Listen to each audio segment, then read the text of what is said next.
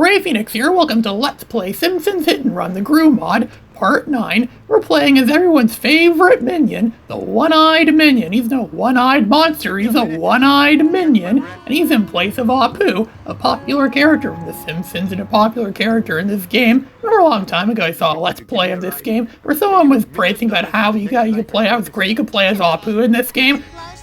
And he called him his favorite Simpson, or one of his favorite Simpsons, playing a Simpsons species of people, or a species, or some sort of creature, species, and then they inhabit the show, The Simpsons, and Apu is one of them, because he's from the show, even though he's not actually a member of the Simpsons family. We're going to be driving around our favorite car again, the Electress, which is being driven by the Lisa Simpson minion again. I don't know idea Lisa would drive the Electress itself, but again, I don't think I've ever used the Electress in this level before, because this is where the game really starts to get more challenging to a point where the Electress just doesn't cut it anymore. At least I don't think it would cut it anymore for most levels. Most level 1 cars, this game starts to become inadequate at this point in time, but this Electress, I think, is about to prove us wrong. The Electress really does pack a powerful punch, which probably does mean it truly is the greatest car in the game. Well, at least into level 6 is the greatest car in the game, so that level's going to get even more...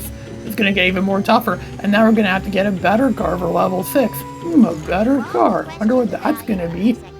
We're going to be doing the bonus mission here, where we go talk to this professor guy, Professor Frink. He makes you laugh, he makes you think, and apparently one of his hover cars has run amok, and it's causing a killer rampage all over the city, so we have to go and stop it. He's asking us to go and disable it, like in the Star Wars Rogue Squadron games. You have to go take your ion cannon and disable the transports and make them not work anymore, and then that way they can collect them. Of course, this is Simpsons Hit and Run, not any of the Rogue Squadron games, so our cars obviously don't have ion cannons on them. And look, there's someone that's randomly staring at us like they're interested in what's going on right now, interested in our interaction. She seems overly interested in it. But of course, we don't have ion cannons, so we're going to have to just do it the way you do things in this game. This is where the game really starts to show itself as being a mindless action game, a mindless battle. This game very well could be considered a mindless action game, like Ratchet and Clank seems like a lot of the time.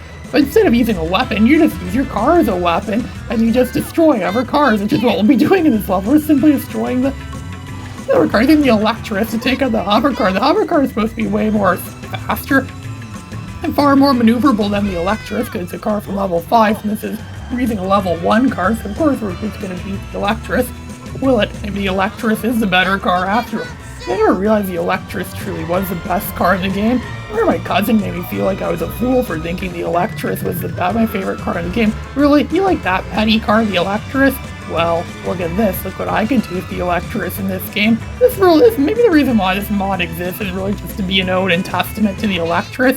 It's going to force you to drive it all the time, to make you realize how great of a car it really is. The good old Electress. Maybe it was like propaganda for people that want to promote the use of electric-powered cars. It's not a solar-powered car. And good thing it didn't just regain all of its health from driving into that wrench. It would almost pulled a Twisted Metal 3 right there and regained its full health, like in Twisted Metal 3 when you could when all your enemies are very low on health and they all go for the health pickup. So you have to be constantly picking up health pickups all the time. You all know that 989 didn't know how to make Twisted Metal games. Well, at least that was the case with Twisted Metal 3. That game wasn't bad, but it could have been better. Twisted Metal 4 is a lot better, though. I haven't played that in a very long time. I remember years ago when I did a Let's Play of that game, and then when I did that Let's Play, I said, remember years ago when I started to make videos? Yeah, that's how my YouTube channel's really progressed over these years. Some story of progression. My YouTube channel's apparently going to be 10 years old next year. Wow, 10 years old already? I can already feel some of my hair is turning gray.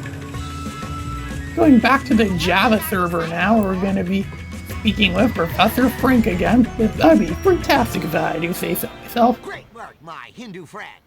Do not patronize my faith, okay? Sorry, terribly sorry. Look, if you need a ride, instant message my Cortex, by which I mean... Yeah, I was just gonna say, I'm surprised he's not pissed at us for destroying his car. Instead, we actually unlock it. Does he have more? I guess he must have more than one hover car then, and he must have too much time on his hands. So I don't know what Professor Frink really does for a job. Maybe he has too much time on his hands to build a second hover car. He must have a second hover car if we just unlocked it after we destroyed that first one. Unless he just magically fix it. I know he has magical powers too. Maybe he could fix it somehow very quickly. If it isn't obvious already, this is the same map that we've been to in level 2, and I don't think much has changed in this map from level 2. It's mostly just all the same stuff. The only difference is the monorail is different. We didn't even see the monorail in level 2, or at least I didn't go back around the monorail levers. They're not even going to notice that. This stuff is mostly the same. The only real obvious difference is that it's nighttime now. Now this one-eyed minion's gonna have a self-revelation or something like that, like the Book of Revelations. His own self-revelations where he realizes that he must do something because he feels like he sinned for selling the evil tainted cola to people. So he must make amends for it by fighting against the evil cola, taking a stand against it, and bringing it to its knees. So he's obviously going to do that by driving his car around and destroying the cola trucks. Or stalking the cola truck in this case, because I'm not going to want to destroy it. We're just going to follow it. Yeah, following cola trucks is the best way to stalk them, is just by stalking them. Remember when Chris Chan was really against Sonic Boom in 2014, and he went to so many extremes to stop it because he thought it was evil? I wonder if he ever did stuff like this, where he found trucks that were driving shipments of the games and stalked them and waited and saw where they went so he could, like, destroy their plans. He should have done something like that, maybe. That would have been pretty cool. I think he's not smart enough to have figured out something like that. Driving down this freeway, there's a lot of freeways in this. Well, imagine that these would have been the freeways that would have connected this level to some of the other levels in this game. And some modders, I think, actually made like a large open world map in the game, like open world where you could go wherever you want to go in the game kind of thing. Yeah, everything's PC. This game is so PC because I'm playing it on a PC, playing it on my HP laptop from 2021. And actually, I remember on my hard drive, I still have the download of this game on the hard drive app, and it also had my save files too from March of 2021 when I first discovered the Gru mod and didn't know how to beat it. I thought, oh, this is quite a shame. It's such a great mod, and yet I can't beat the mod because of some stupid thing at the end. Then more recently, someone told me how you can beat the Gru mod using the debug mode. Okay, so it's official now. Gru mod is my favorite mod in the game. I'm not gonna. And then cars about smoking, and I don't think it's possible to destroy that truck, or destroy it is obviously not part of the mission objective. But it's collecting stuff. Okay, I get it. It's collecting stuff that comes off. What's that gonna do? We're gonna take it to the police or something that the cola comes off? Take it to Professor Frink maybe so he can analyze it and make mutant mold people out of it and prove that this cola can be used to make mutant mold people or something like that? What are they trying to prove with this stuff?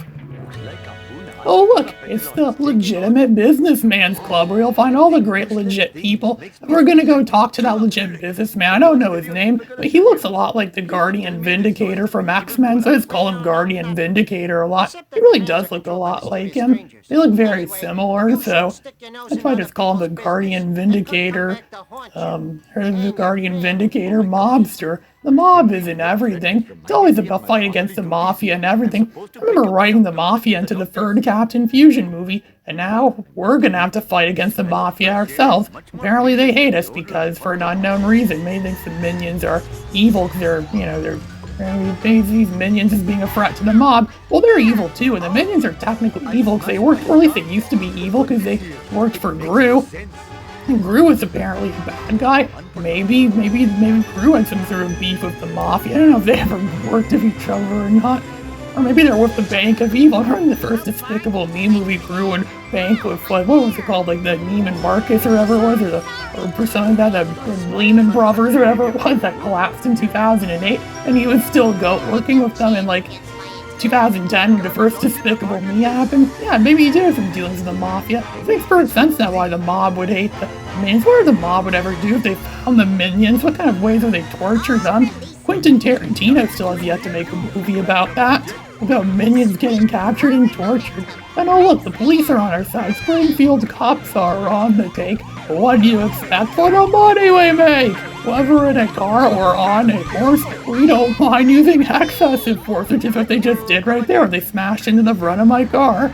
And now we're at the hospital. Now we're going to go talk to Dr. Hibbert. Is he really a doctor? Or maybe just faked his degree again like Dr. Nick? He's just doing a better job at it so you never would suspect anything. I was just saying that they made a huge mess, and the babies made a huge mess in the waiting room, and now we have to go and find some diapers now. Now we know our society is at its peak, when our biggest concern is when Shelbyville's stealing all the diapers. So you have to go to Shelbyville, go to war Shelbyville just so we can get their diapers they stole from us back.